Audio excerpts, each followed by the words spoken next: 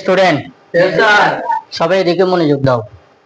তাহলে আমাদের এখানে অষ্টম অথবা সপ্তম অথবা ষষ্ঠ শ্রেণীর 30 জন শিক্ষার্থী গণিতের প্রাপ্ত নম্বর আমাদের দেওয়া আছে, ঠিক আছে? তাহলে আমাদের কি করতে বলছে? শ্রেণী ব্যবধান 5 করে গণসংখ্যা নির্বিশেষে সারণী তৈরি করতে বলছে, ঠিক আছে? তাহলে আমাদের গণসংখ্যা সারণী তৈরি করতে গেলে আমাদের অবশ্যই দুইটা জিনিস লাগে, একটা হচ্ছে রো বা সারি, আরটা হচ্ছে কি কলাম। তাহলে এদিকে যেগুলো আমরা দাগ টানি সেগুলো আমরা কি রো বা সারি, আর এদিকে যেগুলো দাগ টানি সেগুলো নাম হচ্ছে কি কলাম। তাহলে আমাদের গণসংখ্যা সারণী করতে কলাম কয়টা লাগে? 3টা কলাম লাগে। কয়টা কলাম লাগে? 3টা কলাম লাগে। আর এখানে রো বা সারি কয়টা লাগবে সেটা আমি কি জানি? জানি না। সেটা জানার জন্য আমাদের কি করতে বের করতে হবে? শ্রেণী সংখ্যা বের করতে হবে। বুঝতে পেরেছো? তাহলে আমরা শ্রেণী সংখ্যা বের করতে গেলে আমাদের কি লাগবে বলো তো? শ্রেণী সংখ্যা নির্ণয়ের একটা সূত্র আছে না? তাহলে শ্রেণী সংখ্যা সমান কি বলো তো? সর্বোচ্চ মান মাইনাস সর্বনিম্ন মান প্লাস কি 1 বা 1, ঠিক আছে? নিচে কি শ্রেণী ব্যবধান, ঠিক আছে? তাহলে এখানে সর্বোচ্চ মান কত বলো তো? এখানে সর্বোচ্চ মান কত বের করো? এখানে সবার বড় সর্বোচ্চ মান কি? সবার বড়। সবার বড় সংখ্যা কত বলো তো? 73 কোথায়? উপরে। এটা না? এটা সেই বড় আর আছে নেই। এবার সর্বনিম্ন মান মানে কি সবার ছোট না? সবার ছোট সংখ্যা কত বলো তো? হ্যাঁ কত? 42। 42 ছোট আছে? নেই। শিওর নেই। তাহলে 42 এটা আমরা ছোট সংখ্যা ধরে নিলাম। তোমাদের বড় ছোট নির্ণয় করতে যদি ভুল করো তাহলে তোমাদের সেই সংখ্যা কি হবে? ভুল হবে। বুঝতে পেরেছো? আচ্ছা, তাহলে এখানে আমাদের সর্বোচ্চ মান কত? 73। এরপর কি চিহ্ন আছে? এরপর সর্বনিম্ন মান কত পেয়েছো? 42। কেমন? 42 প্লাস কত? 1। নিচে শ্রেণী ব্যবধান কত ছিল? 5। বুঝতে পেরেছো? এবার 73 থেকে 42 মাইনাস করো। 3 থেকে 2 গেলে কত? 1 না? 7 থেকে 4 গেলে 3 না? তাহলে 73 থেকে 42 মাইনাস করলে আর কত থাকে? 1। তাহলে প্লাস কি 1। নিচে কত আছে? 5। এবার 31 আর 1 যোগ করলে কত হয়? 32 না? নিচে কত আছে? 5। এবার এটা দিয়ে এটাকে ভাগ করো। 32 কে 5 দিয়ে ভাগ করো তো। 32 ভাগ 5 ইকুয়াল কত? 6.4। তাহলে এখানে আমরা কত পেয়েছি বলো তো? 6.4 পেয়েছি।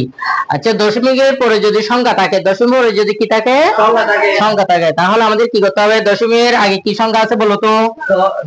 কত আছে? 6। তাহলে দশমিক আমরা 6 এর পরে সংখ্যা নিলে স্বাভাবিক কত নি? 7। তাহলে আমাদের কত লিখতে হবে? 7 লিখতে হবে, কিন্তু ব্র্যাকেটের ভিতরে কি লিখে দিতে হবে? প্রায় লিখে দিতে হবে। বুঝতে পেরেছো? কি লিখে দিতে? রো বা সারি কয়টা লাগবে? এখানে আমরা যে সংখ্যাটা পাবো, হ্যাঁ, তার চেয়ে আমরা সবসময় দুইটা রো বেশি নেব। কয়টা রো বেশি নেব? দুইটা রো বেশি নেব। এটা হচ্ছে ওইখানে আমাদের শিরোনাম লেখার জন্য, একটা মুখ লেখার জন্য। বুঝতে পেরেছো? সবসময় তো কয়টা বেশি নিতে হবে? দুইটা। বুঝতে পেরেছো? 1 2 3 4 5 6 7 8 9। তাহলে আমার 9টা হয়ে গেছে? হয়ে গেছে। তাহলে কলাম কয়টা লাগবে বলছিলাম? 3টা, ঠিক আছে? আর কলামের মধ্যে এই তালিকটা একটু বড় রাখবা, কেমন? আচ্ছা, তাহলে এখানে আমরা লিখবো কি? শ্রেণী ব্যক্তি লিখতে পারি, ব্যবধানও লিখতে পারি, কেমন? শ্রেণী ব্যক্তি লিখছি। এখানে লিখবো আমরা টালি, কেমন? এখানে কি লিখবো? টালি। টালি। আর এখানে লিখবো গণসংখ্যা। এখানে কি লিখবো? গণসংখ্যা। গণসংখ্যা আমরা ইংরেজিতে কি বলি? ফ্রিকোয়েন্সি। সেই জন্য আমরা ব্র্যাকেটের ভিতরে কি লিখে দেবো? এফআই লিখে দেবো। বুঝতে পেরেছো? আচ্ছা, এখন তোমরা বলো তো এখানে সবার ছোট সংখ্যা কত ছিল? 42। তাহলে আমরা 42 থেকে লেখা শুরু করব। কথা বুঝা যাচ্ছে? সবার ছোট সংখ্যা কত ছিল? 42। কত পর্যন্ত লিখতে থাকবো? যত পর্যন্ত সর্বোচ্চ সংখ্যা কত ছিল? 73 ছিল। যত পর্যন্ত বড় সংখ্যাটা আসবে তত পর্যন্ত আমাদের লিখতে থাকতে হবে। শ্রেণী ব্যবধান কত করে লিখতে হবে? 5। তাহলে 42 থেকে 5 গণনা শুরু করো। 42 এ প্রত্যেক গণনা নাকি 42 থেকে গণনা করতে হবে? 42 থেকে গণনা তো। 42 43 44 45 46 কত হয়? 46। তাহলে এখানে আমাদের কত হবে? 46 পরের সংখ্যা কত বলো তো? 47। 47 থেকে 5 গুণ 47, 48, 49, 50, 51 কত হয়? 51। এবার তোমাদের আর কষ্ট হবে না। 51 পরের সংখ্যা কত? 52 না? 52 থেকে কত হবে? এখানে 6 হবে দেরি 56 কত হবে? 56। 56 পরের সংখ্যা কত? 57। 57 দিয়ে কত হবে? 61 না? 61। এরপরে 61 পরের সংখ্যা কত? 62। 62 দিয়ে কত হবে? 67। 67 কেমন কত হবে? 67 পরের সংখ্যা। এরপরে কত হবে? 71। 71 পরের সংখ্যা কত? 72 থেকে 76। ঠিক আছে, তাহলে আমাদের বড় সংখ্যা 73 ছিল না? 72 থেকে 76 ভিতর বড় সংখ্যা চলে আসছে। তাহলে আমাদের আর লিখতে হবে হবে না। তাহলে এখানে আমরা মোট লিখে দেবো। কি লিখে দেবো? মোট। বুঝতে পেরেছো? আচ্ছা, এরপরে এখন আমাদের এখানে কালি চিহ্নগুলো ইউজ করতে হবে। বুঝতে পেরেছো? এটা একটা তোমাদের মারাত্মক ভুল করেছো তোমরা। কি ভুল করো আমি বলি। এখানে 42 থেকে 46 ভিতর এখানে কয়টা সংখ্যা আছে আমরা সেটা খুঁজি। আমরা সংখ্যা হলো খুঁজি না, আমরা সংখ্যা খুঁজি। সংখ্যা খুঁজতে গেলে অনেকে কি হয়ে যায়, এই সময় বেশি চলে যায়, আবার ভুল হয়ে যায়। বুঝতে পেরেছো? ভুল হয়ে যায় না? ভুল হয়ে যায়, আবার সময় বেশি চলে যায়। তাহলে আমরা 42 থেকে 46 ভিতর কয়টা সংখ্যা আছে সেটা আমরা গণনা করব না, আমরা খুঁজবো না। তাহলে আমরা কিভাবে করব? শুরুতেই করে যাব। এটা কত বলো তো? বলো 45। 45 এটা কার ভিতর আছে বলো? 42 থেকে 46 ভিতর 45 আছে? তাহলে আমরা ওইখানে একটা দাগ দিয়ে দেবো। বুঝতে পেরেছো? তারপরে হচ্ছে এটা কত? 42 না? 42 এটা কি 42 থেকে 46 ভিতর আছে? তাহলে আমরা ওইখানে একটা দাগ দিয়ে দেবো। বুঝতে পেরেছো? তারপর হচ্ছে 60 এটা কার ভিতর আছে বলো তো? 57 থেকে 61 ভিতর কি আরেকটা আছে কিনা? তাহলে ওইখানে একটা আমরা দাগ দিয়ে দেবো। বুঝতেছো? তারপর হচ্ছে এটা কত? 61। তাহলে 61 এটা কার ভিতর আছে? 57 থেকে 61 ভিতর আছে। বুঝতে পেরেছো? তারপর 58 টা কার ভিতর আছে বলো তো? 57 থেকে 61 ভিতর আছে। কোন সংখ্যাটা? 58টা না? 58টা। ঠিক আছে, প্রথমে এখানে দাগ দিয়ে দিবা। এরপরে এটা 53 না? 53 টা কার ভিতর আছে বলো তো? 52 থেকে 56 ভিতর আছে। বুঝতে পেরেছো? এরপর বলো তো 48 এটা কার ভিতর আছে? 47 থেকে 51 মধ্যে আছে? আছে। তারপরে কত? 52 এটা কার ভিতর আছে বলো? এটার ভিতর? আচ্ছা, এরপর কি 51 এটা কার ভিতর আছে? 51 মধ্যে আছে। তারপরে বলো 49 এটা কার ভিতর আছে? কত? 51 মধ্যে। ঠিক আছে। আচ্ছা, 73 এটা কার ভিতর আছে? মধ্যে আছে। বুঝতেছো? এটা কি কষ্ট হচ্ছে এখন? 52 এটা কার ভিতর আছে? 56 মধ্যে আছে। তাহলে 57 কার ভিতর আছে? 57 থেকে 61 মধ্যে আছে। এরপরে 71 এটা কার ভিতর আছে? কার ভিতর? এখানে। তাহলে 67 এটা কার ভিতর আছে? ঠিক আছে। 49 কার ভিতর আছে? 47 থেকে 51 মধ্যে আছে। 56 কার ভিতর আছে? কার ভিতর আছে? আছে? আছে। 48 কার ভিতর আছে বলো?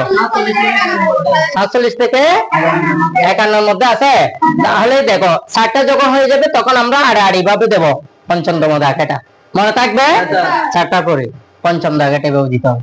এবারে 67 কার ভিতর আছে বলো? 67 থেকে 71 মধ্যে আছে। তারপর হচ্ছে 63 কার ভিতর আছে? 62 থেকে 66 মধ্যে আছে। 70 কার ভিতর আছে বলো? 67 থেকে 71 মধ্যে।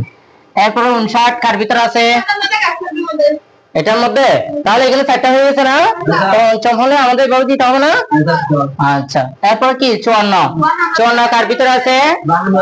এখানে 4টা হয়ে গেছে, তাহলে আমাদের এভাবে দিতে হবে নাকি? আচ্ছা, 46 কার ভিতর আছে বলো? এইখানে। এরপরে 43 কার ভিতর আছে?